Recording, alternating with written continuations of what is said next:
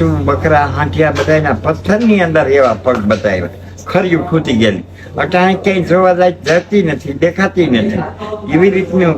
અને આ ડુંગરના પાણા કઈ તો પથ્થર બોલે અને અવાજ આપે એવો આ ડુંગર છે. પણ એવી રીતના જે માણસો રહી ગયે તો એને આ બધું જોવા જ જડે છે. અને દાતારનું એટલું સત છે, કાતલીઓ લીલો એવો છે.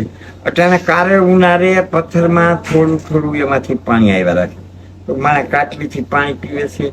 ઘણા ઘીરે શેણાવતની ગોળે ભરી જાય છે, ઘણા એને આંખોમાં સારું રહે છે, કોઈ બીજા દરજમાં સારું રહે છે. એમ પથ્થર છે નગારા એ અવાજ આપે છે, એમ એ તો આપે છે. એમ આ ડુંગરમાં પથ્થર અવાજ આપે છે એવું નહીં. એ તો ઓમ નગારાની જેમ ગાજે, પણ આ પથરા પબ્લિક માણસોની જેમ તમે જો તો અવાજ આપે. બૈરાઓના અવાજ આવે, છોકરાના આવે, મોટા પુરુષોના આવે. એમ કેમ જાણે 10-20 જણા બોલતા હોય એવા અવાજ આવે.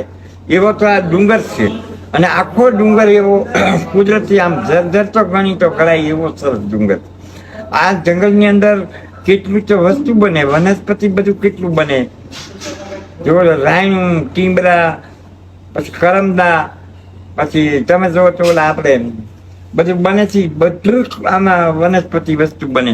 કેટલું તો પશુ પંખી આમાં નપતું હોય છે અને આ જંગલમાં રહેતું હોય છે. કેટલું જાનવર એટલું રહેતું હોય છે. પછી અમારે